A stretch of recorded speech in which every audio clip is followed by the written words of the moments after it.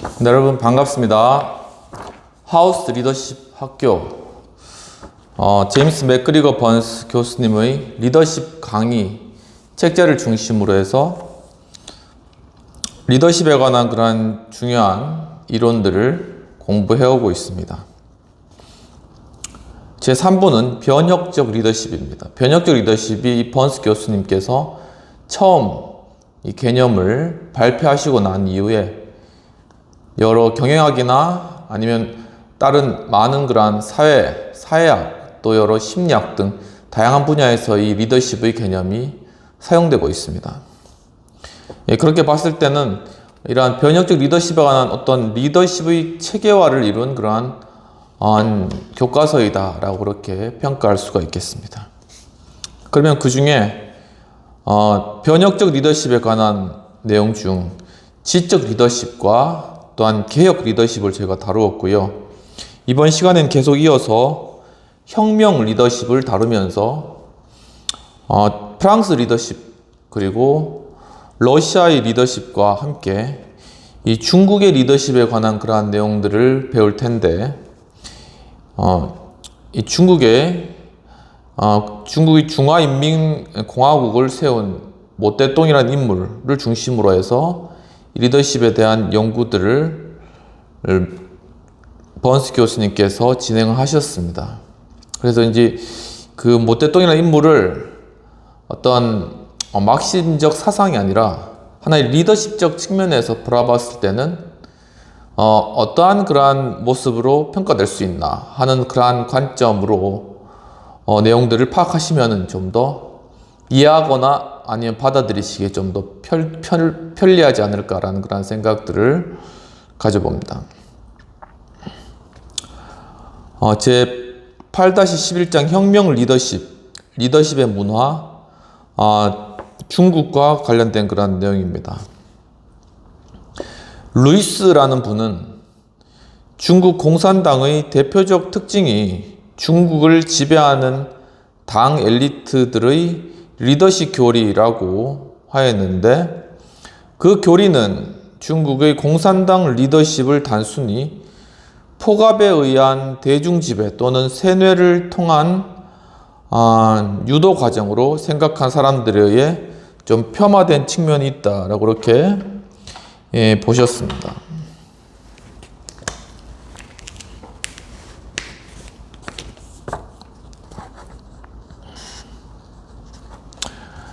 이 중국 혁명의 리더십은 놀랄만한 실천적 효율성을 보이는 동시에 이론적인 기이성을 보여왔는데, 여기서 실천적 효율성이라는 것은 그 리더십이 7억의 인구를, 지금은 한 10억 되죠, 제국주의가 융성하던 시기 이래 하나로 단결시켰던 데 찾을 수 있으며, 이론적 기이성이란 리더십이 한편으로는 마르크시즘을 찬양하면서 다른 한편으로는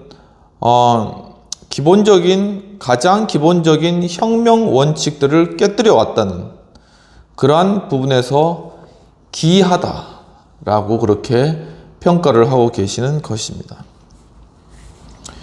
중국 공산당은 조화를 중시하는 가운데 갈등, 투쟁에 대한 정교한 이론들을 만들어 왔고, 근본적으로 연공주의와 기회주의를 혐오하는 인물들이 세계 인구의 4분의 1을 다스리는 사람들이 되었다는데 성공의 열쇠가 있다 라고 하는 것이죠.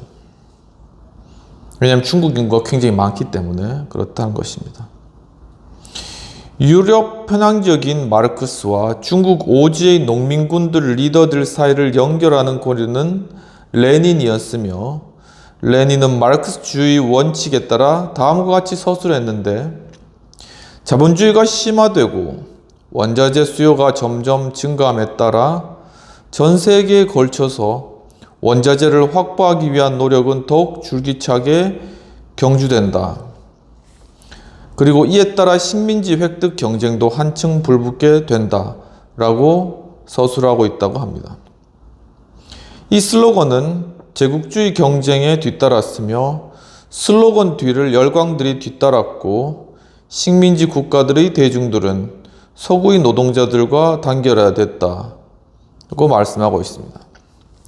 하지만 이는 민족주의에 불타고 있던 혁명가들에게는 성급한 노선들이었는데 제1차 세계대전 말 당시 중국은 아시아의 상처 입은 거인처럼 보여왔으며 20년 동안 유럽과는 다른 성격의 개혁과 혁명의 좌절을 겪어왔는데 러시아는 10년 전 중국도 일본의 무력 앞에 쓴맛을 보았고 바야흐로 2000년에 걸친 제국의 체제는 이 군사적 실패, 일본을 비롯한 열강의 잠식, 그리고 서구 산업기술과 자유주의 사상의 완만한 확산으로 위협받고 있었다라고 이야기를 하고 있습니다. 그러니까 이 세계 제1차 대전과 2차 대전, 이 커다란 변화들이 이 중국이나 러시아 가운데 공산주의가 들어서게 하는 하나의 외부적 환경이 되었다라는 것을 알 수 있겠습니다.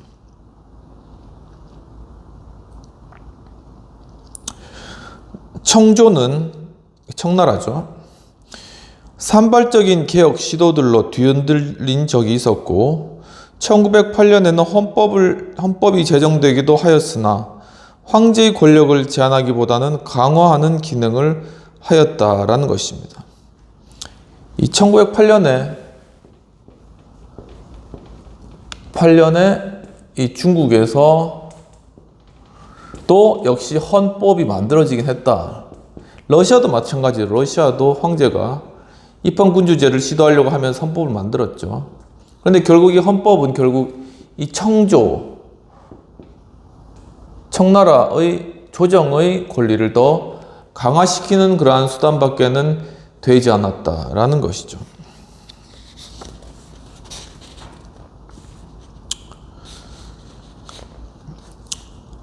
그 외의 개혁들이 실패로 돌아간 이유에 대해서 그린이라는 분이 이렇게 말했는데 중국 정부는 이 나라를 통제하고 폭력을 최소화하며 필요한 변화를 제도화할 정력적이고 성견지명 있는 리더십을 갖고 있지 못하였다라고 이렇게 평가를 하고 있는 것입니다.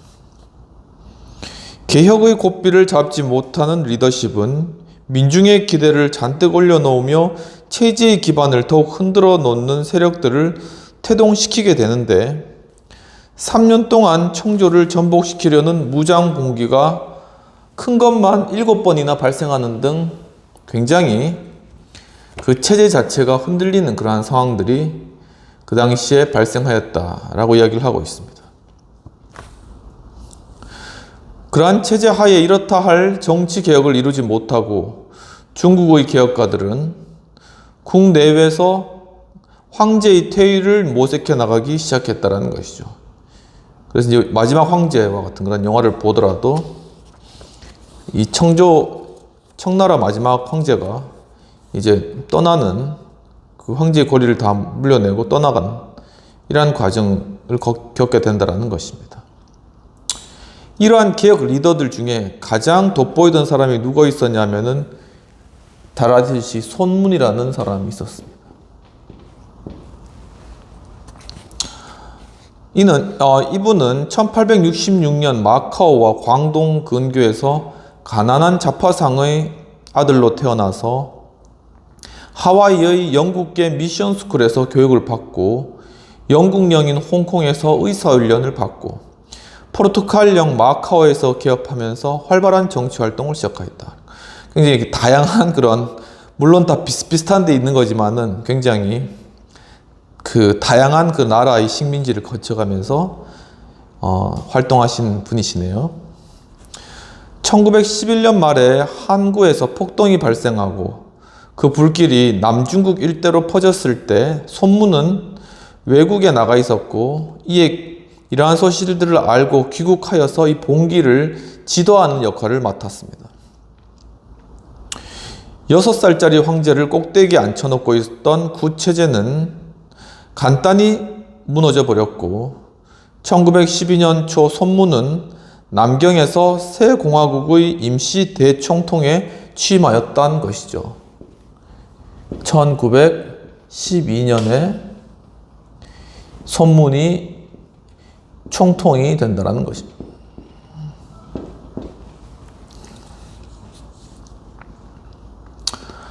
청조에 의해 차단되었던 사회, 경제, 정치 개혁을 추진할 서구적이고 자유주의적인 리더십이 중국에 성립되는 것은 시간 문제로 보였는데, 손문은 새 입법부에서 다수당의 위치를 점한 국민당의 영수로서 개혁, 혁명 세력의 이론적, 정신적 리더로 널리 받들여지고 있었다라는 것이죠.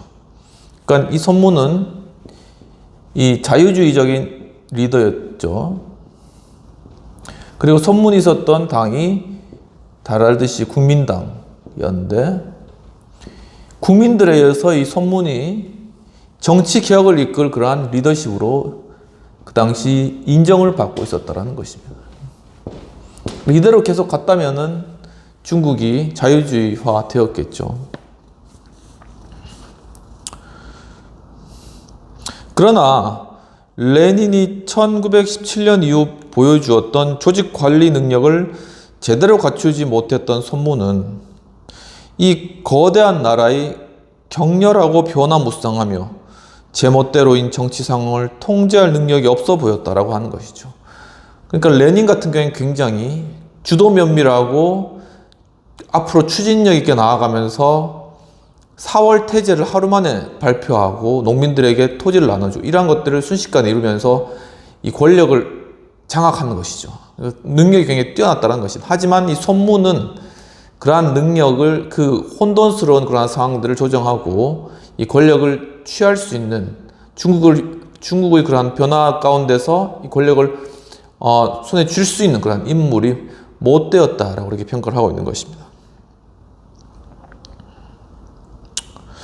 중앙과 지방의 리더들이 손문을 괴롭히자 그는 곧 자신의 임시 대총독직을 라이벌에게 내주고 말았으며, 전국에서는 군벌이 할거하고 남부와 북부 간의 대립이 일어나고 외세의 외교적 경제적 침입이 밀려들며 여러 수도에서 대립정부가 수립되고 중앙정부의 분열, 농민의 생활고 가중 등의 상황이 계속되었다. 굉장히 혼란스러운 그런 중국 상황들이 이루어졌다는 것이죠. 왜냐하면 그것들을 조정하고 이끌어갈 그런 리더십이 부재하였기 때문입니다. 손문은 살기 위해 여러 번 피신해야 했으며 그의 성과는 대단했지만 1921년 대총통에 취임한 광동 신정부의 권역 너머로 혁명적 영향력을 파급시킬 수가 없었고, 미국과 그 외 서구 국가들에게 외교적, 재정적 원조를 호소했으나 별 소득이 없자 그는 신생 볼셰비키 러시아에게로 방향을 돌렸다는 것이죠. 저도 이제 이걸 공부하면서 이 중국 결국 러시아 쪽에 공산주의를 받아들였구나 하는 게 새롭게 좀 알게 된 내용입니다. 아무튼 1921년에 이제 광동에 이 신정부가 세워지는데, 이 손문은 이 신정부에 대해서 맞설 수 있는 그런 능력도 없었고, 그래서 이제 서방의 그러한 세력들에게 도움을 요청했지만 다 거절한 것이죠. 그러니까 손문이 할 수 있었던 것이 유일한 방법이 신진 볼셰비키 세력과 손을 잡을 수밖에 없었다라는 것입니다. 러시아 공산주의 이론을 손문이 받아들인 것이죠.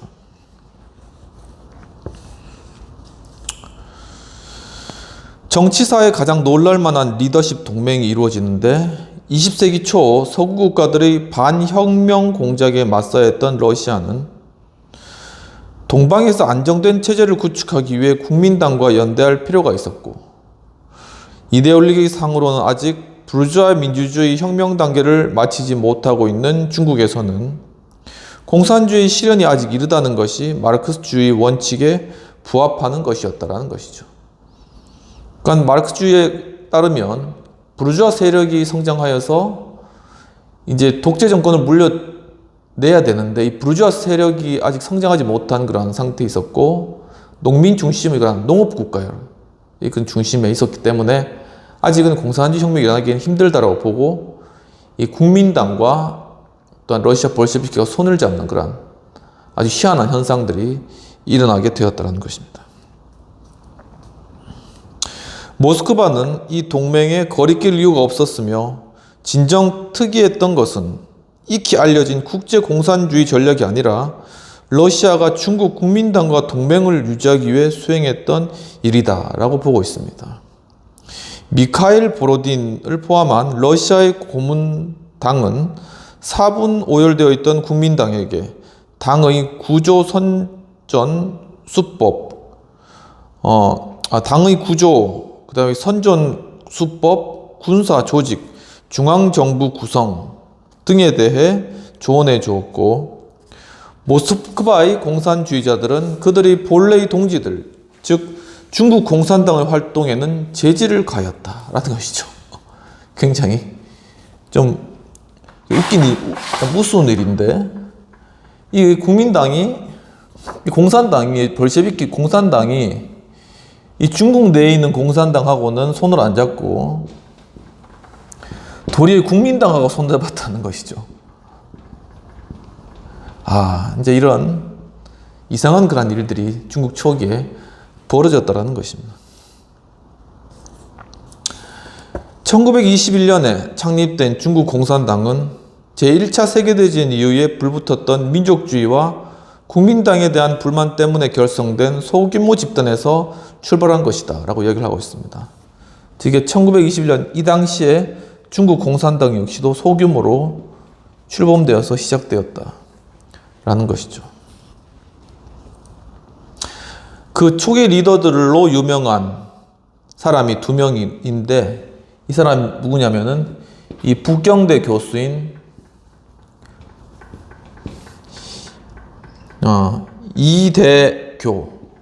이대교라는 북경대 교수하고 진독수라는 북경대 교수, 이 두 사람이 서구에 있었던 철학을 공부하면서 막시즘을 중국에다가 학생들에게 소개시켜주면서 이제 그 사상을 알려주었다는 것입니다. 그 이대교와 진독수는 모두 북경대학 교수로 최근 마르크스주의를 포함하기 시작했던 서구의 지적 전통을 가르쳐 오고 있었으며, 강력한 교리에 대한 논쟁은 먼저 북경대학의 마르크스 레닌주의 스터디 그룹을 중심으로 전개되었다라는 것이죠. 뭐든 아무튼 이 대학 내 철학적인 어떤 그런 사고를 가능한 어떤 그러한 곳에서 이런 일들이 시작이 되는 거죠.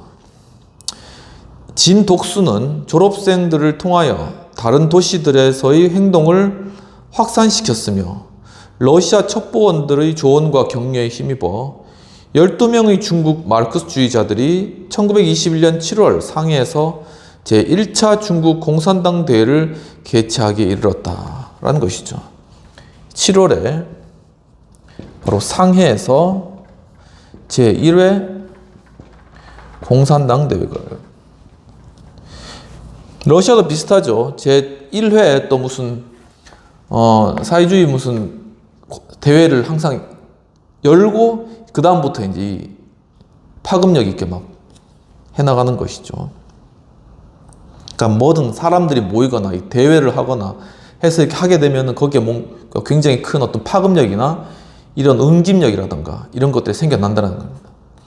그러니까 그게 공산주의든 아니면 자유주의든 아니면은 뭐 다른 노동운동이든 뭐든 간에 마찬가지라는 것이죠.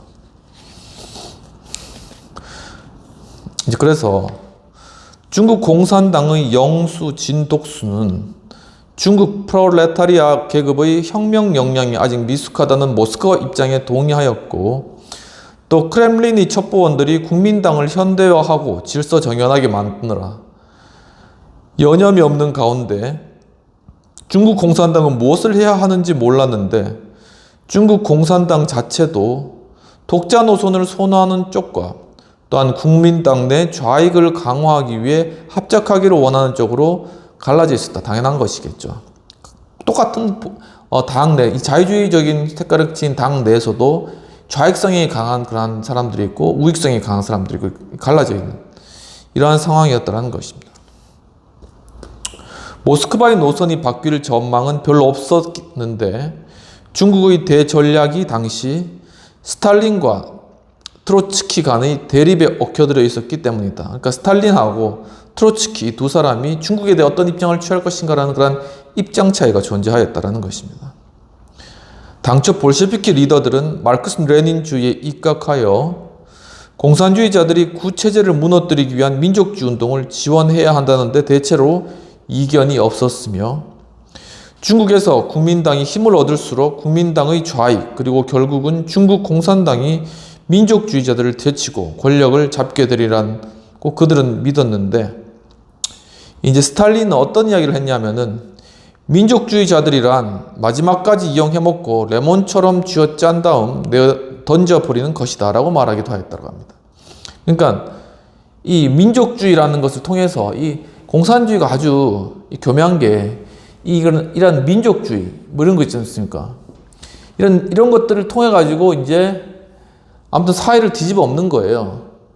그렇게 하고 난 뒤에는 공산당이 점령에 들어가는 것은 마찬가지로 이 국민당을 통해서 일단은 사람들을 개혁시키고 또 이렇게 국가를 뒤집어 엎고 아무튼 그런 상태를 만들고 난 뒤에 그 다음에 공산당이 들어가는 거예요. 그러니까 자유자재로 여기도 연합했다가 여기도 연합했다가 이런 모습들을 이제 공산당이 보여준다라는 것입니다.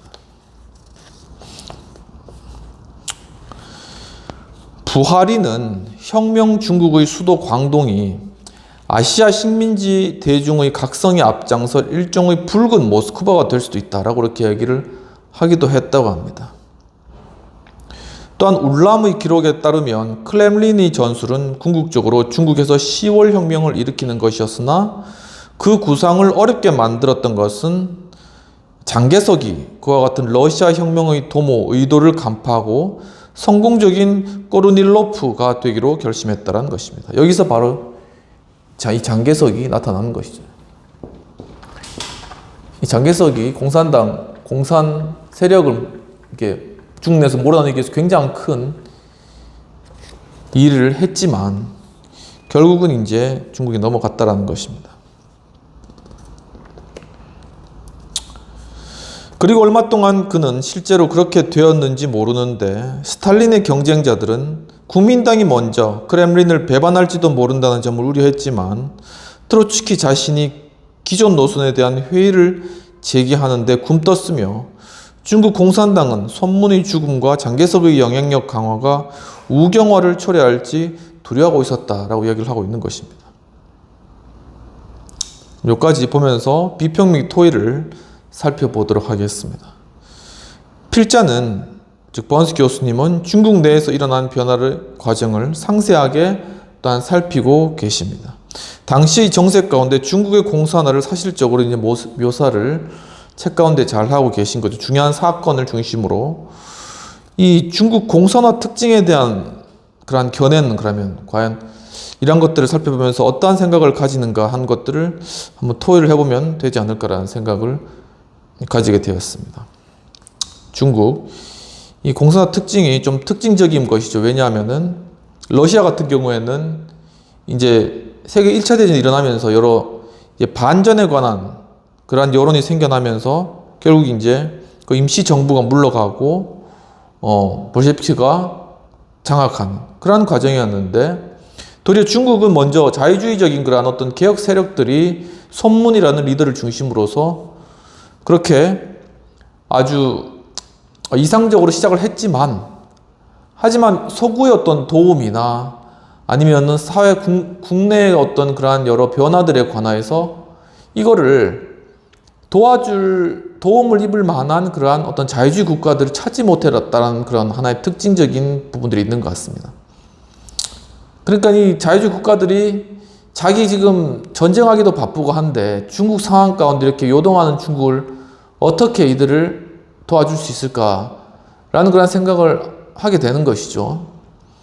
그러니까 인구가 뭐 적으면 모르겠고 영토가 적으면 모르겠지만 그 7억 인구 당시에 지금 10억이 넘고 그 광대한 그런 대륙을 어느 자유주의 국가가 와가지고 그걸 통제하고 그거를 그 소용돌이 치는 그 국가를 잡아줄 수 있겠는가 하는 거 사실 좀 불가능한 것이죠. 그런 측면에서 어떻게 보면 손문이 볼셰비키에게 바로 자기 옆에 있는 그러한 공산주의 세력에 손을 뻗쳤다는 것은 아마도 손문에게 있어서는 다른 선택지가 없었던 것이 아닌가라는 생각도 드는 것입니다.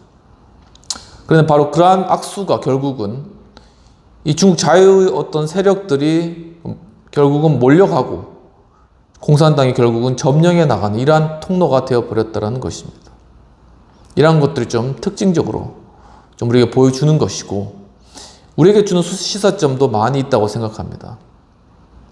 결코 우리가 겉으로 보이는 어떤 공산주의, 겉으로 보이는 어떤 그러한 모습에 현혹되어서는 안 된다라는 그러한 측면과 분명히 그 이면 가운데 있는 그러한 어떤 사상 그리고 어떤 계획들 그리고 어떤 그러한 시도들이 분명히 있다라는 것들을 생각하면서 물론 이제 지금은 완전히 공산화된 중국 그리고 바로 그 중국이 공산화되기까지의 초기의 그 과정 아직 많은 시간이 지났지만 지금 우리도 역시나 자유주의 진영에 서 있는 우리나라로서 이런 부분들에 대해서 굉장히 경계심을 가지고 우리가 바라봐야 된다라는 그러한 하나의 사실들을 깨달을 수 있겠습니다. 또 한 가지는 이 중국을 그러니까 휘몰아치는 중국을 다스릴 수 있는 자유주의적 그런 리더가 없었다라는 안타까운 사실 이러한 것들을 생각하면서 지금 우리의 이러한 자유 대한민국 그리고 이 자유주의를 수호할 수 있는 자유민주주의를 이 수호할 수 있는 그런 리더십이 부재하다는 사실은 굉장히 우리에게 위험하고도 안타까운 상황이다라는 것을 우리가 인식하고 그런 리더십을 준비시키고 또한 그 리더십에 또한 우리의 마음과 어떤 뜻을 모아주는 것 이러한 것이 굉장히 필요하다라는 것이죠. 그것과 함께 이 리더십을 중심으로 지난 시간에 이야기했듯이 강하고 또한 허신되어 있는 그러한 사람들, 그러한 무리들을 통하여서 우리의 이 체제를 지켜나가는 그러한 노력들이 저절로 되어지는 것이 아니라 분명한 노력과 우리의 헌신들이 필요하다라는 그러한 각성을 그러한 생각들을 우리가 한번 해볼 수 있는 그러한 시간이 되는 것이 아닌가라는 그러한 생각을 가져보게 됩니다. 그럼 첫 번째 부분은 넘어가고 두 번째 본격적으로 중국의 공산주의를 말 그대로 흥황시켰던 이 모택동이라는 인물에 관해서 살펴보도록 하겠습니다. 사실 이 모택동은 우리가 처음에 변혁적 리더십이라는 그런 번스 교수님의 책을 우리가 공부를 하면서 좀 상세하게 사실 그때 살펴본 측면이 있습니다. 그의 어떤 공산주의자로서의 커나갔던 그러한 배경이라던가 그의 사상을 북경대학 도서관에서 그런 것들을 접하게 된 이런 부분들을 좀 보았는데 또 여기에서 나온 그러한 내용들은 좀 더 새로운 다격적인 측면이 있기 때문에 함께 또 살펴보도록 하겠습니다.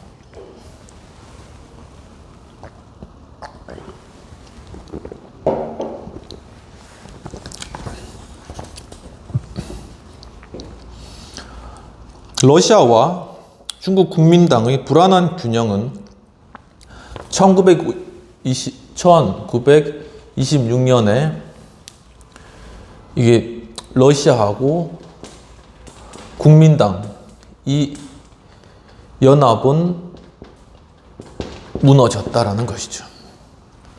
어떻게 이게 같이 갈 수가 있겠습니까?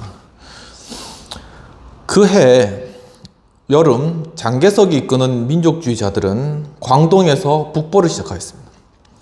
그리고 양자강 유역을 장악하고 대도시 한구 그리고 남경, 상해를 손에 넣었습니다.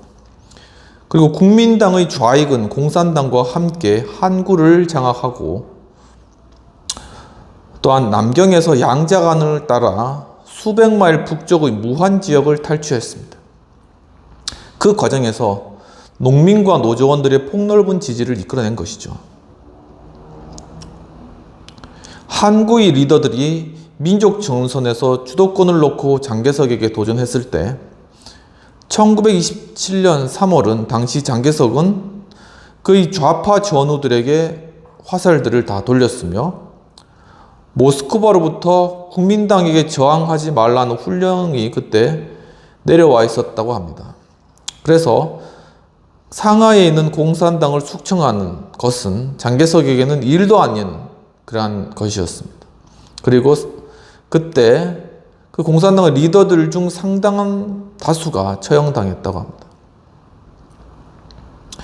모스크바로부터 모호한 지침을 받은 상태에서 보르딘과 다른 러시아 고문들은 이러한 한국 체제에서 발을 빼버렸고 중국 공산당원들은 중국 내지로 밀려나 수차례의 무익한 반격만을 시도하는 그러한 상황이었습니다. 이 당시는 장개석과 국민당이 굉장히 활기를 떨쳤죠. 장개석은 승리에 빛나는 다시 하나로 된 국민당의 영수로 우뚝 서게 되는 것입니다. 그러나 결국 그 성공에 의해 국민당은 패하게 되고 공산당은 패배로부터 구원을 얻게 되었는데 바야흐로 국민당과의 연계가 끊어짐으로 새로운 리더들이 전면에 부상하기 시작하였다는 것이죠. 바로 그 중에 한 사람이 누구냐면 이 모떼똥이라는 이 모라고 하죠. 모떼똥이라는 사람입니다. 그래서 모 씨가 제가 아는 사람도 있어요. 그러니까 이 모 씨, 그러니까 이게 모떼똥의 그 모자, 이게 털모인가요? 이제 모떼똥이 바로 그러한 인물 중에 한 명이었다는 것이죠. 모떼똥은 1893년 호남성에서 빈농의 아들로 태어났습니다. 아버지는 모떼똥이 태어날 당시에 부농으로의 어떤 신분 상승을 위해서 곡물 유통업에 매진하고 있었던 차에 또 그의 어머니는 문맹이었고 모떼똥은 불교 신자로 자라났습니다. 모떼똥은 아주 어렸을 적부터 아버지와 자주 다투었는데 그 같은 다툼의 사실이 나중에 그의 혁명 활동의 근거를 아버지에 대한 적개심에서 찾으려는 접근법을 낳기도 하였습니다. 또한 그럴듯한 접근법은 모떼똥이 변동이 많았던 아버지의 사회적 지위 때문에 또는 그가 6살 때부터 조금씩 13살부터는 하루 종일 농사일을 거들어야 했기 때문에 애매모호한 어떤 계급적 성격을 띠게 되었다는 것이 또한 하나의 모떼똥에 대한 접근법이 되겠습니다. 16살에 그는 애써 학업을 계속하였고 서양 고전과 중국 영웅담을 탐독하던 끝에 장사의 보통학교를 졸업할 수 있게 되었습니다. 모떼똥은 1918년 가을 북경으로 가서 북경대학에서 이제 일을 보게 되었는데 이로써 모떼똥의 지적 발전에 있어서 결정적인 시기가 도래하게 된 것이죠. 북경에서 그는 이대교, 진독수, 그리고 중국 공산당 리더들 그 외 진보적인 지식인들을 그들의 사상을 접할 수가 있었다는 것입니다. 학생들의 불타는 민족주의 경향에 대해서도 볼 수 있었고 또한 그는 단지 이대교 밑에 사서 보조에 지나지 않았으므로 북경대 내에서의 지위는 보잘것없었지만 그리고 또한 무려 8명의 호남성 출신 학생들과 방을 나눠 써야 하는 그러한 일도 겪어야 되었습니다. 그가 호적에게 한마디 질문을 던졌을 때 이 유명한 실용주의 철학자는 호적이라는 사람이 철학자 같습니다. 호적이라는 사람 실용주의 철학자 같은데 한낱 사서 보조 따위에게는 아예 대답을 해주지 않았다고 합니다. 모떼똥은 학생회에 들어가서 마르크스주의 스타드 그룹에서 활동하기 시작하였고 그 후 얼마 안 돼 북경을 휩쓸고 있던 혁명 열기에 사로잡혀서 1920년 그는 마침내 마르크스주의자가 되었는데 그러나 어떤 종류의 마르크스주의자였던가 하는 그러한 질문을 이 번수 교수님 던지고 있습니다. 중국의 혁명가들은 러시아 혁명을 이끌었던 혁명가들보다 훨씬 더 후진 농업, 식민국가의 산업 프롤레타리아가 수적으로나 혁명의식으로나 변변치 않은 그러한 상황에서 마르크스주의를 적용해야 되는 데는 어려움을 겪어야 했으며, 러시아에서처럼 중국의 사회적 변혁을 일으킨다는 어마어마한 과제를 놓고 부르주아와 프롤레타리아, 농민, 그리고 특별히 그들 사이의 리더십 관계의 역할에 대해서 줄기찬 그런 논의가 있어 왔다라는 것입니다. 여기서 다시 한번 레닌이 중요한 연결고리 역할을 맡게 되는데, 그는 이론상 기회주의적 입장을 취하여 이 혁명 단계라는 것과 이 계급 문제에 대해서는 견해는 수시로 바뀐다는 것이죠. 그러니까 마르크시즘 내에 있는 어떤 부르주아의 혁명과 프롤레타리아의 혁명, 그리고 또한 부르주아와 프롤레타리아의 계급, 이러한 것들은 수시로 그 사상은 바뀌어 가면서, 중요한 것은 이 혁명 리더십이 분명히 세워지고, 그 다음에 규율 잡힌 조직의 필요성, 그 조직 자체가 규율이 잘 잡혀가지고 일사불란하게 움직이는 것. 일종의 군대죠, 이거는. 바로 그러한 것들은 일관되게 강조했다고 합니다. 그래서 모태똥으로 말하면은 슈퍼 레닌주의자라고 할 수 있는데, 1920년대 초에 그의 혁명 원칙은 공식 당론이 되었는데, 그의 지칠 줄 모르는 정력과 또한 혁명 경력이 공산주의 그룹 내에서 그의 영향력을 갈수록 높여가고 있었기 때문에, 그는 분명 국민당과 합작하라는 모스크바의 지침에 따르는데 아무런 어려움이 없었을 것이다 라고 말씀하고 있는 것입니다. 그리고 이제 1924년에 모태똥이 이러한 배경들을 가지고 건강상의 이유로 다시 고향으로 귀향을 하죠. 1924년에 이 호남성으로 다시금 다시 돌아간다라는 것입니다. 그런데 그 건강이라는 것은 신체의 건강뿐 아니라 정치적인 문제도 포함하고 있었다라고 그렇게 말씀하고 있습니다. 이것은 그가 혁명 리더로 발돋움할 두 번째 계기가 되었는데, 그는 고향 마을에서 보낸 농민 생활을 뼈아프게 기억을 하고 있었죠. 과거의 자기 어린 시절과 함께. 그리고 아직 그에게 농민은 혁명 리더십 차원이 아니라 혁명 지원 세력 차원으로 인식하고 있었던 그러한 상황이었습니다. 그러나 모태똥은 호남성 농민들이 외국의 중국 침탈과 자신들 스스로의 고난에 대해서 떨쳐 일어나는 것을 보게 되면서 그의 호남성 농민운동 조사보고라는 걸 했나 보네. 그가 이제 직접적으로 이렇게 호남성 농민운동 조사보고, 이런 보고서까지 만들 정도로 굉장히 이 정력과 열정이 엄청났다라는 것을 알 수 있겠습니다.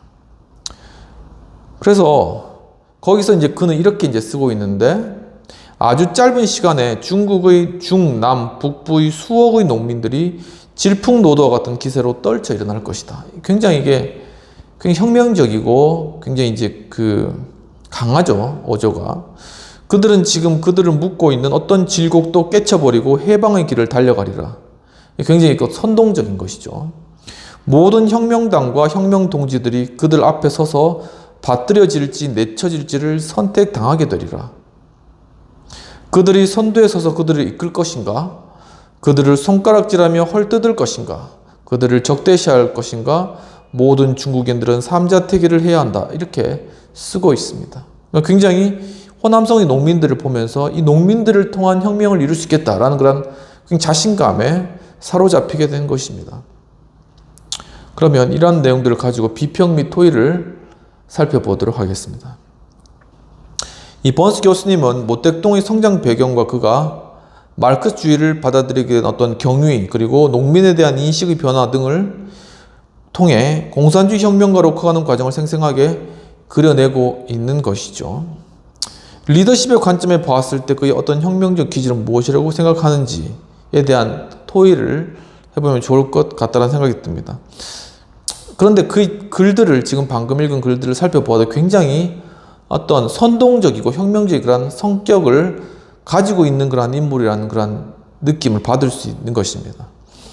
즉, 지금 자신들이 처한 그러한 상황들이 어떠한 상황들인지 알고, 그리고 지금 농민들이 가지고 있는 그런 어떤 마음 가운데 어떤 욕구라던가 아니면 불만, 이러한 것들을 이 모택동은 굉장히 잘 파악하고 있었다. 그러니까 요약하자면 인간에 대한 이해가 깊었다는 것이죠. 그리고 그것을 어떻게 하면은 이 사람들을 이렇게 불 붙여서 일어날 것인가 하는 것에 대해서 굉장히 선동적이고 굉장히 어떤 정력적인 그런 인물이었다라는 것을 좀 알 수 있겠습니다. 굉장히 한마디로 말하면 카리스마적인 리더십인 거죠. 그래서 이런 부분들을 교수님께서 다루고 있는 이유도 바로 이 주제가 변혁적 리더십, 바로 그 주제에 대해서 공부하기 때문입니다. 이 변혁적 리더십은 그 중요한 테마가 카리스마적 리더십인데, 그것이 이제 너무 좀 약간 권위주의적이다라는 그런 느낌이 있기 때문에 이상화된 영향력, 그러니까 idealized influence, 이상화된 어떤 영향력이라는 이름으로 좀 바뀌었고, 그 다음에 또한 영감적 동기부여, spiritual motivation이죠. 이 영감적 동기부여와 또한 지적 자극, intellectual, 이제 지적인 자극, 그리고 마지막으로는 개별적 동물범, individual consideration. 이제 이렇게 이게 변혁적 리더십의 중요한 구성 원리로서 교양에서 다루고 있는 그러한 영역인데, 바로 아무튼 핵심되는 것이 카리스마적인 리더십이라는 것입니다. 그래서 이 모태똥 이분이 얼마나 이 카리스마적인 리더십을 가지고 있는가를 결국은 이 교수님 이 글을 통하여서 우리에게 보여주고 있는데, 그러면서 결국 이제 이 카리스마적 리더십의 근원이 무엇인가라는 것을 이제 찾아가는 그러한 과정이 바로 모태똥의 어린 시절과 아니면 심리학적으로 어떤 아버지에 대한 어떤 불만이라던가 이러한 부분들이 결국은 이제 합쳐져서 이 카리스마적 리더십이 생겨났다. 이제 이렇게 이제 이론 구성이 되는 것입니다. 근데 사실 이제 카리스라는 것은 사실 이렇게 부정적인 단어가 아니라 긍정적이고 좋은 그런 어떤 은혜라는 그런 어떤 의미에서 나온 것이거든요. 근데 굉장히 이 말이 이 정치적인 어떤 리더십의 그런 개념과 합쳐지면서 굉장히 좀 이렇게 부정적인 의미의 이미지로 많이 인식되었다라는 것입니다. 가정에서도 만약에 아버지가 카리스마적이다 그러면 아버지를 좋게 볼 사람이 누가 있겠습니까? 바로 이처럼 이러한 모택동이 가진 어떤 이러한 카리스마적인 그러한 리더십의 어떤 특징, 이런 것들을 보여주고 있는데, 뒤에서도 나오겠지만 한 가지 좀 특징적인 건 뭐냐면은 굉장히 유연한 태도를 또한 가지고 있다는 것입니다. 이 카리스마적인 리더십 가진 사람이 보통은 자기의 생각을 그냥 주장해버리잖아요. 그리고 그것을 끝까지 밀고 나가는 레닌이 그런 스타일이거든요. 근데 모택동은 그와는 달리 유연하고 학자층이라든가 지식인층이라든가 아니면 지주계층이라도 서로 전체 어떤 공동체를 위해서 연합하자, 이런 식으로 해가지고 사람들의 마음을 얻었던 것이죠. 바로 이러한 유연한 태도가 결국은 사람들 민심을 얻을 수 있는 하나의 어떤 기회가 되었다는 것입니다. 그렇기 때문에 이제 국민당과 장개석이 그 부분에서 이제 밀린 것이죠. 사람들이 다 모택동을 좋아하는데, 그래서 그걸 공산당을 결국은 모택동이 이끈 공산당을 지원하니까 이 장개석하고 국민당은 물러갈 수밖에 없더라는 것입니다. 그러니까 이러한 어떤 사상적 배경을 떠나서 리더십이 가져야 될 그러한 중요한 자질 중 포용력과 또한 유연성, 이것이 굉장히 중요하다라는 것을 좀 우리가 보게 되는 것 같습니다. 바로 이러한 리더십을 가진 인물이 자유주의 진영 가운데 꼭 필요하다. 그리고 그러한 리더가 꼭 필요한 그러한 시점이다. 라는 좀 그러한 생각이 들 수 있겠습니다. 그러면 세 번째로는 또 다음 단계로 모택동에 관해서 좀 더 깊이 내용들을 좀 다루도록 하겠습니다.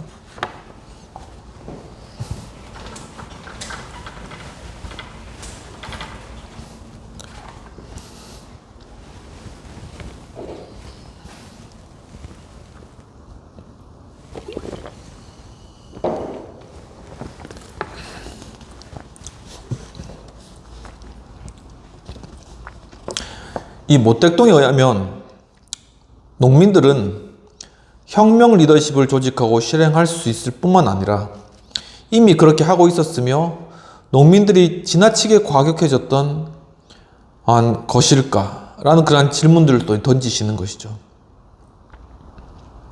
그리고 글쎄라는 그런 질문도 던집니다. 그러면서 이제 모택동이 한 이야기를 쓰시는데 번스 교수님이 혁명이란 손님을 만찬에 초대하거나 수필을 쓰거나 그림을 그리거나 꽃꽂이를 하거나 하는 일과는 차원이 다른 것이다. 이런 이야기를 모택동이 했다고 합니다. 모택동은 유교적 예의 염치, 어떤 서양 형식의 존중의식, 서양으로 하면 존중의식이죠. 그런 것들도 다 물리쳐 버렸으며 혁명은 혁명으로서 한 계급이 다른 계급의 지배를 깨부수는 폭력적인 행동인 것이다 라고 이렇게 정의를 했습니다. 굉장히 어떻게 보면 무서운 정의죠. 하지만 사실적인 정의라는 것입니다. 이처럼 레닌하고 모택동도 이 혁명이라는 것에 있어서 그것을 성취하는 것의 목표에 있어서는 바로 그것을 가장 중요시하게 생각했다는 것입니다. 비록 그들이 주장하는 마르크시즘이라고 할지라도 이 혁명 성취에 있어서 그게 어떤 방해 요소로 작용한다면 그것을 전혀 다른 것으로 바꾸거나 대체할 수 있을 정도의 어떤 혁명을 완수하고자 하는 그러한 어떤 의식 자체가 굉장히 강했다는 그런 공통점이 있는 것이죠.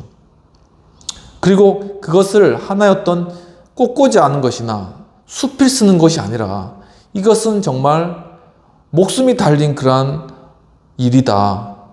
굉장히 사실적으로 이 혁명이라는 행위 자체를 바라봤기 때문에 네가 중요나 내가 중요해 그런 싸움이다 라는 그러한 어떤 본질적인 그러한 영역까지 사실적으로 모택동은 직시하면서 바라본 것입니다.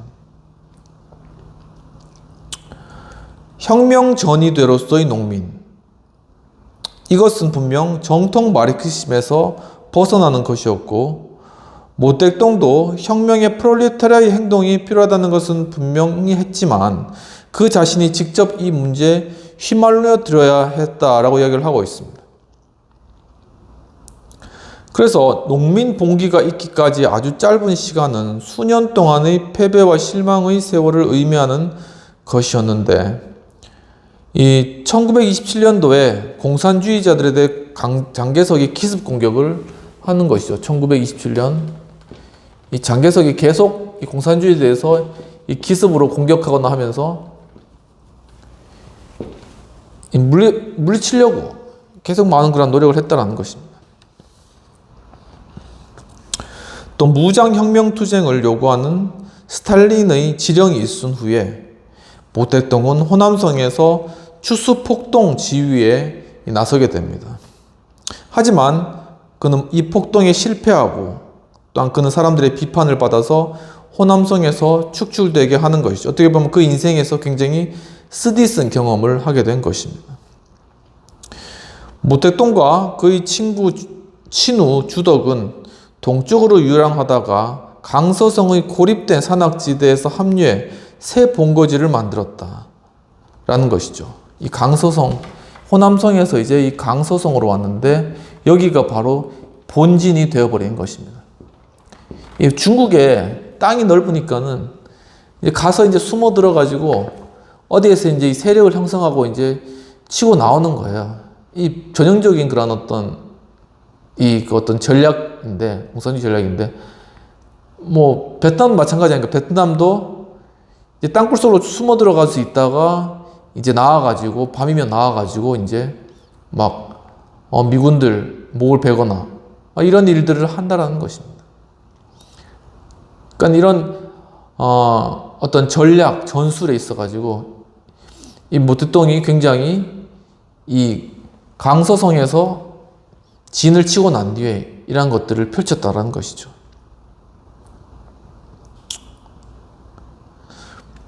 그는 주덕을 총사령관으로 이제 삼았습니다. 그리고 또한 정당 리더십, 그리고 선정과 선동, 그리고 자아 비판, 그리고 농민 동원 등의 수법을 익혀 나갈 수가 있었죠. 거기서 이제 이 공산주의로 중국을 덮을 수 있는 그러한 여러 전략들을 배워나갔다라는 것입니다. 이러한 것들은 나중에 보다 넓은 무대에서 기묘히 쓰일 수 있는 것이었다라고 이야기를 하고 있습니다. 하지만 이 연습은 너무 짧았는데 승승장구하던 국민당을 이끄는 장개석이 바야흐로 1년의 초공전을 개시하고 있었기 때문이었다. 이 장개석이 초토화시키자 이제는 공산주의를. 그래서 장개석이 초공전, 총출동해가지고 완전히 전멸시키자. 거기에 대해서 모택동의 홍구는 국민당 측의 포위망에서 이제 간신히 벗어났죠. 그리고 12만 명의 누더기 차림의 남녀가 그 유명한 대장정을 하여서 섬서성, 강서성에서 이젠 섬서성으로 참 대여정을 이제 겪은 것입니다. 12만 명이나 사람이 누더기 옷을 입고 그렇게 간 것이죠. 그래서 무사히 피신을 하였습니다. 이 장정이 끝날 무렵에 12만 명이 10,000명으로 줄어 있었다고 합니다. 엄청난 사람이 이제 목숨을 잃은 것이죠.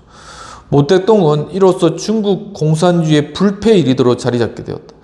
그러니까는 그러한 장개석의 공격에도 불구하고 참 12만 명을 이끌고 강서성에서 섬서성으로 움직이면서 11만 명이 죽었지만 결국 살아남았다는 것이죠. 그러니까 이 모택동은 거의 이제는 영웅이 될 뿐만 아니라 거의 숭배의 대상이 된 겁니다. 모택동은 섬서성에서 그의 혁명 집권을 위한 궁극적 보루를 수립하고 또 권력을 획득할 뿐 아니라 권력을 공고히 하기 위한 유연 전술을 실시하는 등 굉장한 탁월성을 보였습니다. 정통 마르크스주의 교리는 토지의 사회화와 농업의 집단적 경영을 못 받고 있지만 모택동은 그 대신 세제 개선, 토지 개혁 이런 것들, 이 세제를 개선하고 그리고 토지 개혁하는 것, 이 모든 것이 하나의 어떤 실용주의적 노선인 것이죠.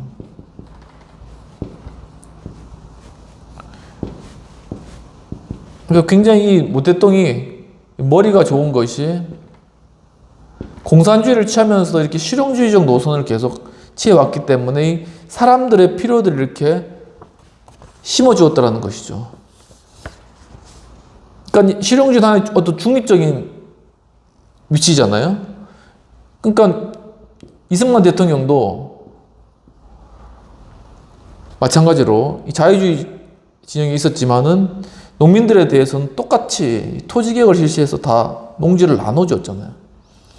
그러니까 사람들의 필요나 어떤 원하는 것은 동일하다는 것입니다. 근데 그 동일한 거를 자유주의에서 그것을 채워주면서 자기 쪽으로 사람들을 이끄느냐, 아니면 이 모택동이처럼 공산주의 이론을 가지고 와서 사람들을 선동시키고 그거를 이제 그 토지를 나눠주면서 사람들 자기 쪽으로 끄느냐, 이거는 정말 이 리더십의 수준에 리더십에 따라서 달라진다라는 것입니다. 리더십이 어느 정도의 수준이 있는가에 따라서 그 사람들이 자유주의 진영으로 올 것인가 아니면 공산주의로 빠질 것인가. 그러니까 중요한 이러한 정말 위대한 어떤 리더십이 정말 우리 그러한 가치들을 지키기 위해서는 반드시 필요하다라는 것이죠.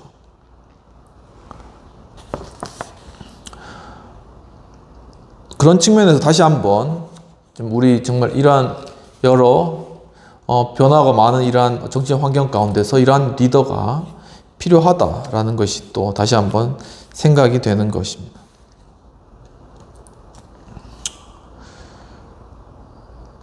그래서 정통 마르크스주의 교리에서 토지의 사회화와 농업의 집단적 경영을 못 받고 있지만 모택동은 세제 개선과 토지 개혁을 내걸었죠. 그리고 그 교리는 모험주의를 부정하는 것이었으나, 그러니까 마르크스주의는 어떤 모험에 대해서 이야기하는 것이 아닙니다. 그건 결국은 그렇게 될 수밖에 없다. 필연을 이야기하는 것이거든요. 결국은 계급 간의 갈등으로 인해서 프롤레타리아 혁명이 일어날 수밖에 없다. 그러니까 역사는 그렇게 흘러간다는 거지만, 그러니까 모험을 하지 않죠. 그렇지만 이 모택동은 이 모험을 통하여서 재미를 보았다고 할 수 있다라고 이렇게 평가를 하고 계십니다. 그 유명한 장개석 납치 사건, 즉 서한 사건과 관련되었기 때문이라고 이야기를 하고 있습니다. 또한 그 교리는, 즉 막시즘은 또 도시 프롤레타리아를 혁명 전위로 정하고 있습니다. 그러니까 그 사상 자체가 이 도시를 중심으로 이루어진 그런 사상이에요. 도시 내에 있는 빈민들, 프롤레타리아, 산업화에 대해서 착취당하는 노동자들, 이거를 이제 중심으로 이루어진 그런 이론이었는데, 희한하게 모택동은 그거를 가지고 농민을 기반으로 움직였다는 게 굉장히 특징적인 것이죠. 그리고 정통 교리에 의하면 부르주아, 농민, 프롤레타리아가 함께 근본적 변혁을 일으킬 수는 없는 것입니다, 사실.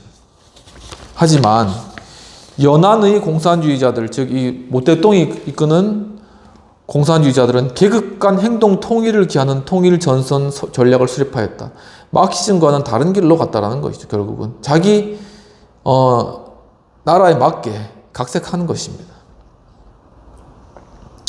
공산당이 통일 전선 전략을 취하게 된 데는 1930년대 일본의 침략이 가까운 원인이 되었지만, 어떤 교리적 차원에서 본다면, 이 교리는 마르크시즘, 교리적 차원에서 본다면 애초에 공산당이 그처럼 애국심과 민족주의에 불탈 필요는 없는 것이었으며, 그리고 모택동 지도 하의 중국 공산당은 자영농, 지주, 기업인들을 두루 포괄하는 온건책을 철저히 썼기 때문에 일본 미국인들 뿐만 아니라 많은 중국인들도 그들을 기본적으로 농민개혁가들이라고 보았을 정도였다라고 이야기를 하고 있는 것입니다.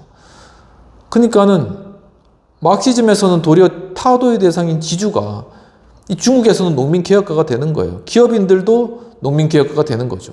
자영농들도 농민개혁가가 되는 겁니다. 아주 희한한 그런 현상이 중국 내에서는 이루어지고 있었다는 것이죠. 1930년대와 1940년대의 숨가쁜 상황들, 다 아시겠지만 일본 침략이 확대되고 진주만 사건 이후에 영미의 국민당과의 전시동맹 성립을 이루고 일본에 대한 방어전이 있었는데 그것을 실패하고, 또한 국민당과 공산당 모두 전후의 일전을 위해서 힘을 비축하는 그러한 전략들을 채택하고 있었고, 국민당의 정치개혁은 완전히 실패했고, 중국의 내란을 방지하려는 미국의 시도조차 좌절되었고, 장개석의 공산당 토벌 총력전과 1947년경 초기의 그러한 토벌 총력전이 성공, 그리고 그 후에 공산당 측의 반격과 농민 봉기들, 그리고 국민당 지배하의 도시들에 대한 압박, 그리고 결국 혁명당의 도시장, 이러한 것들이 바로 1930년대와 1940년대 사이에 집중적으로 일어난 사건이라는 것입니다. 이러한 것들에 의한 일련의 사태들은 마치 1차 세계대전에서의 사태 전개가 볼셰비키의 정권 장악을 도운 것처럼 모택동에게 유리한 방향으로 옮겨져 갔다. 그러니까 결국은 이 전쟁의 상황들이 이 중국에서 공산당이 태동되는데 굉장히 도움을 주었다는 것이죠. 왜냐하면은 이 당시 일본이 또 여기에 큰 역할을 했다는 것입니다. 국민당이 이끄는 이란 정부가 일본과 싸워서 이겨야 되는데 일본에 지거든요. 그러니까 이 국민들은 완전히 마음이 돌아간 것입니다. 바로 이러한 대외적 환경 역시도 중국 내에서 공산당이 이루어지기 위한 그러한 환경들이 되었다는 것입니다. 그래서 중국 공산당은 신속하게 대만을 제외한 전국에서 그의 어떤 통제력을 확보했으며, 결국은 1949년 10월 1일에 중화인민공화국 수립이 선포되었죠. 공화국이 선포되었다는. 그러면은 생각해 보는데, 이 1950년 6월에 6.25가 나타났잖아요. 그럼 비록 이 중국 중화인민공화국이 성립한 것과 또한 우리 6.25가 일어난 것 사이에는 이 사이에 얼마 간격이 없었다라는 것입니다. 그러니까 이 당시에 지금 한참 중국 내에서 공산주의 어떤 그런 붐이, 혁명이 일어나고 있었고, 바로 그러한 상황 가운데서 유기가 터지고 북한이 침공에 들어오니까는 이런 상황 가운데서 이제 미국이 치고 올라갔을 때 중국이 이런 어떤 공산주의에 관한 사상, 이러한 분위기에서 결국은 이제 북한을 도와서 한국 쪽으로 내려오게 된 것이죠. 바로 이러한 일련의 그런 모든 것들이 관련성 있게 일어나고 있었고, 상당히 이러한 중국 공산당의 성립은 우리와도 굉장히 우리 어떤 역사와도 관련성이 깊다라는 것입니다. 모택동은 계속해서 그가 정권을 잡고 또 행사하는 데 있어서 특징적이었던 정치적 실용주의 노선을 견지해 갔으나, 만일 실용주의만이 관건이었다면 그의 라이벌들이 그의 자리를 빼앗았을 테지만 그 리더십은 대지에 튼튼히 뿌리박고 있었다. 그러니까 그가 단순히 실용주의적인 노선뿐만 아니라 그의 어떤 삶과 그런 어떤 모습과 그런 모든 것에서 이 어떤 리더십에 관한 어떤 카리스마적인 리더십에 관한 그런 강한 그런 어떤 영향력, 이러한 것들이 그에게 자리 잡고 있었다라는 것입니다. 중국 공산주의와 그 자신의 리더십 성공에 있어서 모택동의 결정적인 결행은 그가 정통 마르크스주의에서 중요하게 생각했던 부분들을 과감하게 제껴버리고 혁명의 주동력으로 농민을 설정했다는 것입니다. 그렇죠. 그 당시에 이제 중국 대부분 사람이 다 농민이었으니까 이 농민들이 들고 일어나지 않으면 혁명은 불가능한 겁니다. 하지만 이 모택동은 호남성에서 그 농민들이 움직임을 보고 이들이 혁명의 주체로 될 수 있겠구나라는 그런 가능성을 보고 이 농민을 타겟을 맞춘 것이죠. 굉장히 이 생각과 어떤 그런 어떤 이 바라보는 시각 자체가 이 보통 사람하고는 다른 것이죠. 그러한 아이디어가 그 자신이 창안이었다고 보기는 어려운데, 공산주의자 여부를 떠나서 중국에는 이미 수천 년 동안 농촌으로 돌아가라고 부르짖어온 정치가들이 수없이 많았고, 어쨌든지 마르크스주의는 기본적으로 도시 문화의 산물이며 중국은 기본적으로 농촌 사회였기 때문이다라고 이야기를 하고 있습니다.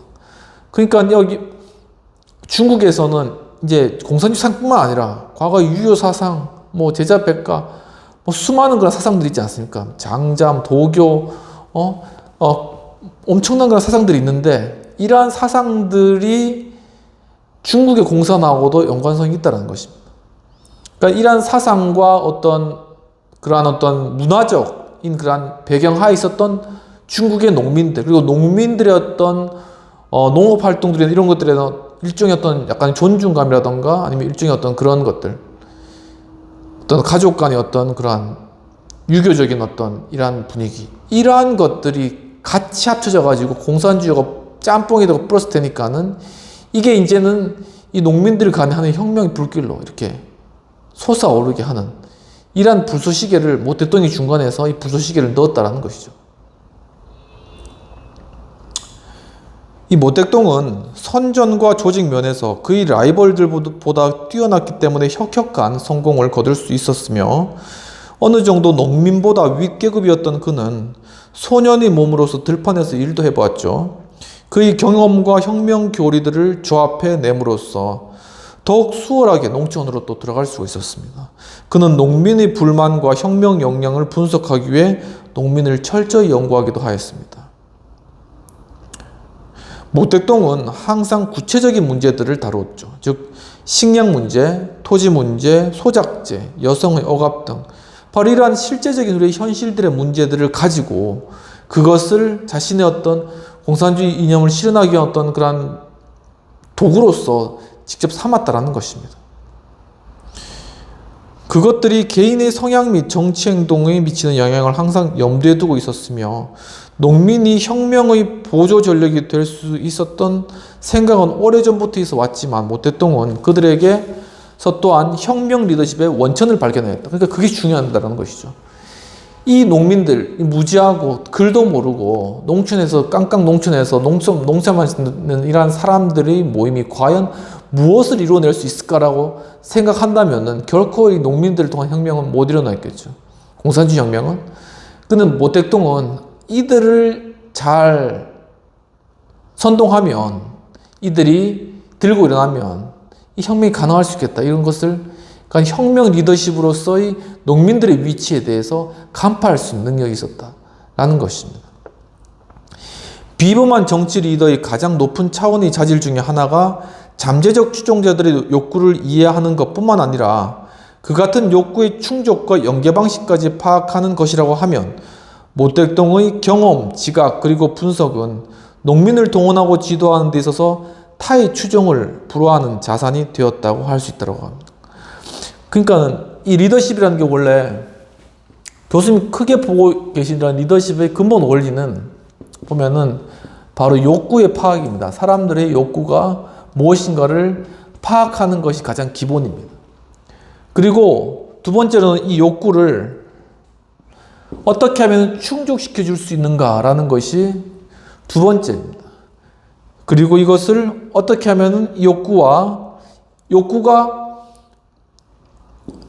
리더십의 행사에 리더십의 어떤 방향과 연계시킬 수 있는가라는 것이 세 번째라는 것이죠.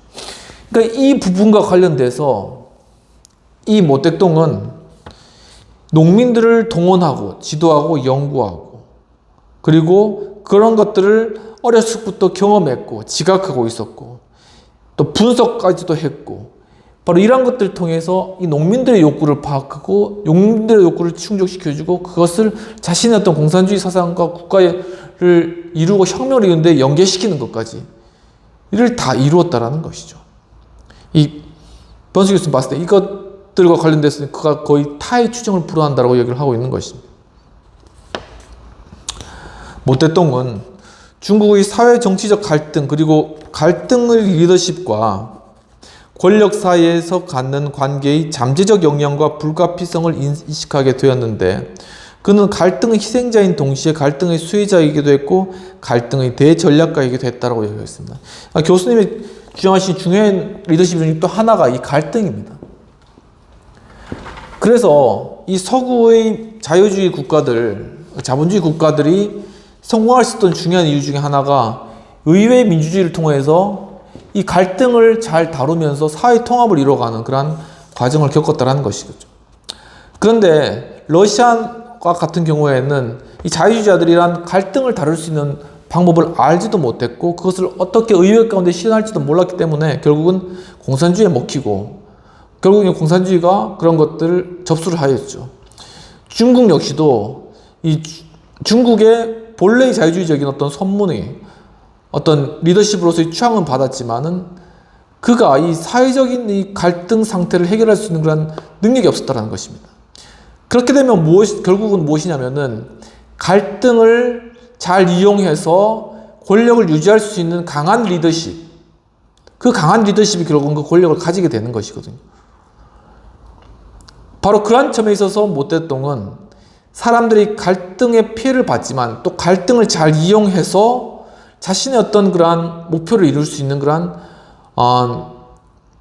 어떤 하나의 어떤 굉장히 전략가고 또한 그것을 잘 이용해서 결국은 이 중국을 공산주의 국가로 만든 그러한 일들을 했다라는 것입니다. 그러니까 바로 이러한 갈등의 그러한 문제들을 지금 우리 사회 가운데서도 잘 해결해야 된다는 그러한 사실인 것이죠.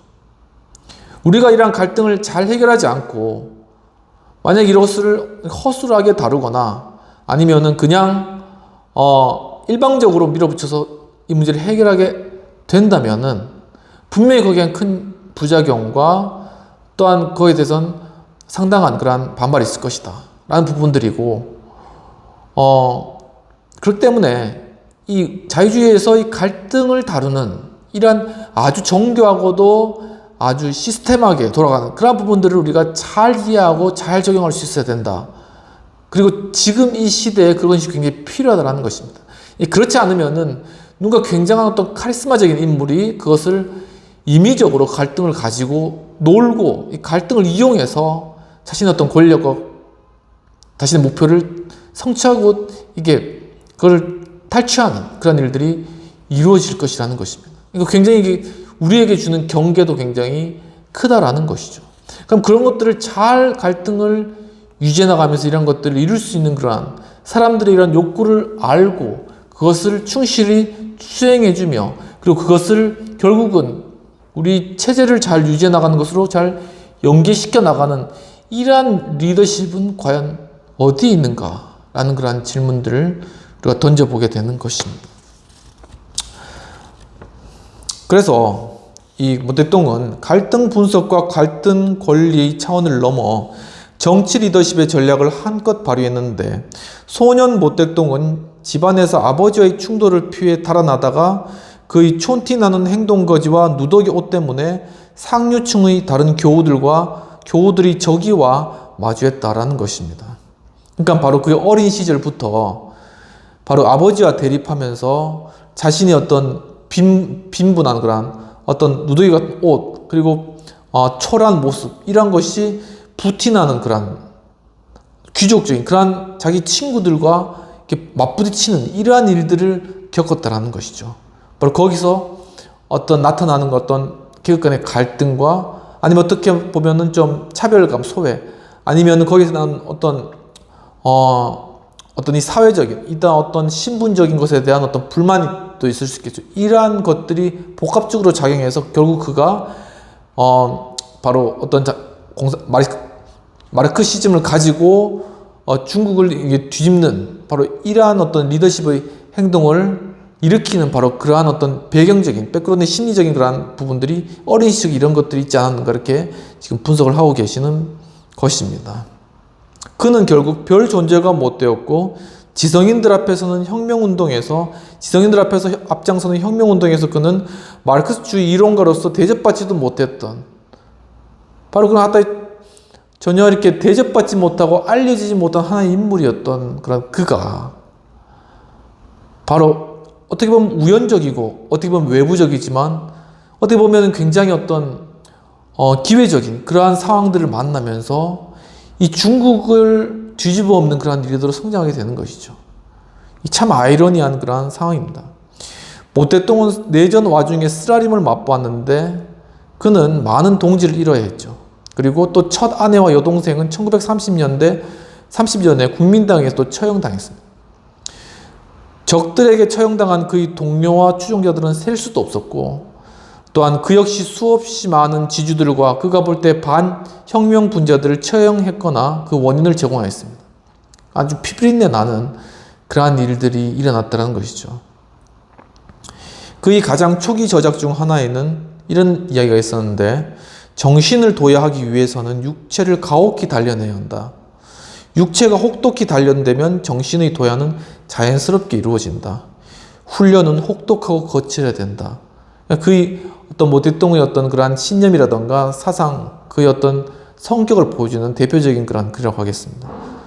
그렇게 바로 체육 교육에 대해서 생각했고 또한 그는 역사적인 어떤 대전, 큰 전쟁들과 영웅담들을 거론하면서 이 모든 것들은 잔혹하고 거친 것들이며 우아함은 일체 배제된 것들이다라고 주장하였습니다. 그러니까 현실을 제대로 본 거죠. 정말 이 땅이라는 많은 그런 큰 전쟁들 그리고 어떤 영웅담들을 보고 넘기고 웃을 것이 아니라 이것은 정말 치열한 것이고 처절한 것이다 라는 것에 대한 사실들을 인식하고 있었다라는 사실입니다. 모택동의 완성된 갈등론은 극히 노골적이고 명료한 것이어서 레닌이 그것보다 더 심대하고 심리적 철학적인 그런 기반을 가졌다라고 평가하고 있습니다. 모택동의 갈등론은 모든 것의 이원성과 모순이 존재한다는 개념에서 출발하는데 이원성은 즉 동과 정, 즉 이 동, 움직일 동이죠. 이 동 그리고 정, 가만히 있는다라는 것입니다. 이 정, 고요한 이 정, 동과 정, 그리고 신과 구, 새로운 것과 옛 것, 그리고 협력과 갈등, 생과 사, 현재와 미래, 순수와 비순수, 음과 양처럼 기본적으로 대립되는 것이 세상이다. 그리고 모든 것이 갈등이 있다. 하지만 이 모든 것이 갈등 가운데 이 정반합이라고 그러죠. 해결의 그런 철학까지 모택동이 이해할 정도면은 어떤 그의 어떤 혁명의 어떤 생각이라던가 어떤 마르크시즘보다 더 밑에 바로 이러한 어떤 철학적 기반이 깔려 있다는 것입니다. 그러니까 이러한 갈등에 대한 하나의 어떤 근본적인 어떤 세상의 원리라고 할 수도 있겠죠. 이러한 것이 공산주의에 만난 것이죠, 두 개가. 그러니까 이것을 자유자재로 움직이면서 갈등을 다루어가고, 그러면서 사람들의 마음을 얻어가고, 사람들의 또 실용적인 것 필요를 채워가고, 그러면 사람들의 마음을 얻어서 중국을 차츰차츰 섬서성에서 본진을 잡고 차츰차츰 이렇게 점령해 나가면서 결국은 중국을 다 자유 중국, 대만을 빼놓고는 다 먹어버린 것이죠. 무서운 것입니다. 이처럼 이원성은 개인 사회에도 마찬가지로 존재하며 물질적인 면에서 생산력과 계급 관계가 연관되는 한 사회의 계급 구조로 나타나고 있다. 그래서 결국은 우리가 이 갈등이라는 것을 자연스럽게 인식하고, 그럼 여기서 그러면 어떻게 우리가 건전하게 해결책을 찾아 나갈 것인가라는 것을 생각을 해야 된다는 것입니다. 그러니까 단순히 그냥 갈등하고 끝나버리면 그 갈등은 의미가 없는 것이지만, 하지만 세상의 근본 원칙이 음과 양, 정과 동, 생과 사, 협력과 갈등 다 이렇게 이루어져 있기 때문에 여와 야가 있는 것이 아닙니까? 그러니까 이러한 갈등 상황을 잘 갈등하며 조절하며 결국은 그 가운데 안을 도출해내는 이러한 민주주의의 그러한 기본적인 의회주의의 기본적인 그러한 시스템, 결국 이런 것들을 통해서 한 인간이 어떤 욕망과 욕구가 절제되고 조절되면서 그 가운데 모든 사람이 서로 협력하며 살아갈 수 있는 공동체를 이루는 그런 시스템, 이런 것들을 균형 있게 밸런싱 있게 만들어가는 그런 리더, 그리고 그런 리더의 집단, 이런 국가의 시스템을 잘 편만하게 이루어가는 것이 우리의 현 의무다라는 것입니다. 그리고 이런 것들을 잘 하는 그러한 가치를 가진 쪽이 결국은 사람들의 마음을 얻게 되고 승리하게 되는 것이죠. 비평을 살펴보면 번스 교수님은 모택동을 통한 중국 공산당의 중국을 점령하는 과정을 통찰력 있게 그려내고 있고, 그의 사상과 관련한 이원론에 대한 철학적 기반을 파고드는 예리함을 보여주고 있다고 생각됩니다. 이 모택동이 취한 유연성과 이원성을 리더십 입장에서 분석해 본다면 어떤 것인가 라고 토의 주제를 잡아봤는데, 결국 이제 이 리더십적인 측면에서 봤을 때 그의 어떤 카리스마적인 그러한 부분들과 이제 그것이 이상적인 영향력인 것이죠. Idealized influence, 이상적 영향력. 이러한 영향력은 그냥 단순히 내가 이끌겠다라든가 내가 지식이 많아라든가 아니면 내가 많이 배웠어, 내가 많은 돈을 가졌어, 아니면 내가 많은 지위에 있어 봤어 라는 것이 아니라 정말 이 인생에 대한 그러한 통찰력과 그 깊은 그러한 안목을 가지고 또한 그 어려움과 고통과 슬픔과 비애 가운데 있는 그런 사람들의 마음까지를 다 이해하면서 그 가운데 걸어갈 방향을 제시하고 정말 사람들에게 영향력으로 나타날 때, 그때 정말 이 카리스마적인 능력들이 나타난다는 사실입니다. 그러한 측면들을 보았을 때 모택동이 어린 시절에 겪었던 이런 여러 어려움과 또한 어떤 빈부간의 어려움, 그런 갈등들, 이러한 것들이 그에게 굉장히 어떤 리더십을 형성하는 데 많은 도움을 주었을 것이다 라는 것이 하나의 분석이 되겠습니다. 하지만 그러면 어떤 그가 그런 가운데서도 유연성을 가지고 있었을까 라는 것이죠. 그것은 하나의 어떤 그의 어떤 실용주의적인 그런 노선인데, 그런 것들 아마 그의 많은 어떤 독서라던가 북경대학에서 많은 책을 접한다던가 이런 다양한 경험들에 관해서 마음을 열고 그런 것들을 받아들였던 어떤 그러한 굉장히 어떤 지략과 해안을 가진 어떤 그러한 부분들이 작용하지 않았나, 리더십 입장에서 얘기를 말씀드리는 것입니다. 그리고 이원성과 관련되어 가지고는 그런 것이죠. 이게 결국은 모든 것이 갈등이 있고 이원적이다라는 것을 파악하고, 어떻게 보면 이러한 어떤 동양적인 어떤 사상의 측면, 우리나라도 음과 양, 태극기만 모아도 그렇지 않습니까? 음과 양의 조화, 생과 사, 그리고 서로 또 낮과 밤도 될 수 있겠죠. 그래서 계절도 뜨거울 때가 있고 추울 때가 있고, 이런 것처럼 이러한 변화와 어떤 그러한 흐름, 이러한 것들을 잘 타는 그러한 것에서 유연함이 나왔고, 그러니까 서로 이원론적인 가운데서도 그것을 하나로 합쳐서 그것을 유연함으로 이끌어내는, 바로 이러한 어떤 능력들, 이러한 것들이 하나의 어떤 동양적인 리더십으로 우리가 생각해 볼 수 있는 부분들이 아닌가라는 그런 생각이 좀 많이 좀 드는 그러한 부분들이고요. 그래서 우리 그런 현실 가운데서도 우리가 자유주의적 어떤 사상 가운데 우리 체제와 우리나라를 지켜나가면서 우리가 가진 고유의 어떤 동양적인 그러한 어떤 부분들, 그리고 고유의 어떤 그러한 우리 민족, 하나의 민족으로서 어떤 그러한 고유의 그러한 정신들, 이러한 것들을 가지고 우리가 어떤 서구의 리더십의 한계들을 좀 극복한다면은 좀 더 문제가 좀 해결될 수 있는 그러한 통로가 열리지 않을까라는 그런 생각이 들고, 그래서 바로 이런 측면에서 우리가 또한 하나의 어떤 민족이라는 어떤 그런 의식들이 굉장히 좀 필요한 시대가 아닌가라는 생각이 듭니다. 아까 보셨듯이 스탈린은 민족주의자들은 결국은 레몬과 같이 그것을 즙을 짜서 결국은 거기 다 뿌리고 난 뒤에는 버리는 그러한 존재들이라고까지 표현할 정도로 아주 민족주의에 대해서 좋지 않게 생각하고 그냥 이용했을 따름인 것이죠.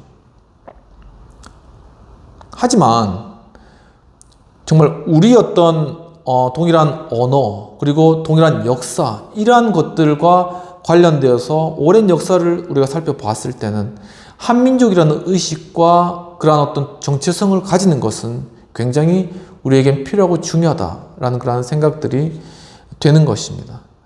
그리고 우리가 비록은 여러 체제나 이런 것들은 나뉘어져 있다 할지라도 우리 마음 가운데 우리가 한 민족이라는 그런 생각과 동일한 그런 개념들을 가지는, 거기서부터 우리가 하나의 어떤 해결책과 길들을 찾을 수 있지 않을까라는 그런 생각이 들고, 바로 우리가 이런 어떤 부분들에서 좀 더 유연하고, 그러면서 우리가 이원론적인 상황들을 그리고 갈등을 받아들이면서 유연하게 잘 대처를 해나가면은 하나로 우리가 문제들을 해결해 나갈 수 있는, 그러니까 통합적인 리더십인 것이죠. 인테그레이티드 리더십.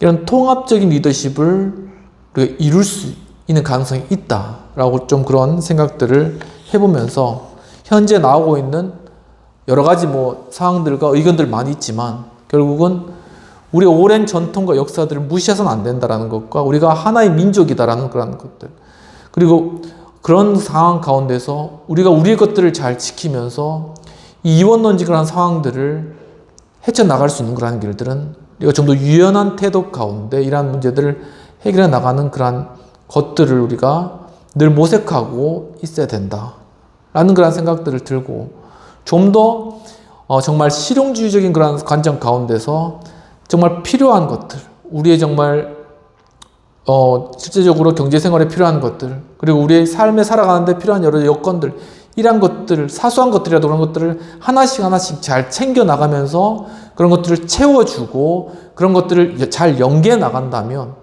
우리 잃어버렸던 그러한 사람들에 대한 어떤 호감이라던가 지지, 이런 것들을 다시금 회복하고 정말 그 가운데 우리가 하나의 통합된 그러한 우리 하나 공동체로서 우리가 나아갈 수 있지 않을까라는 그런 생각들을 가져보면서 또 오늘 또 이렇게 리더십 공부를 여기서 마치도록 하겠습니다.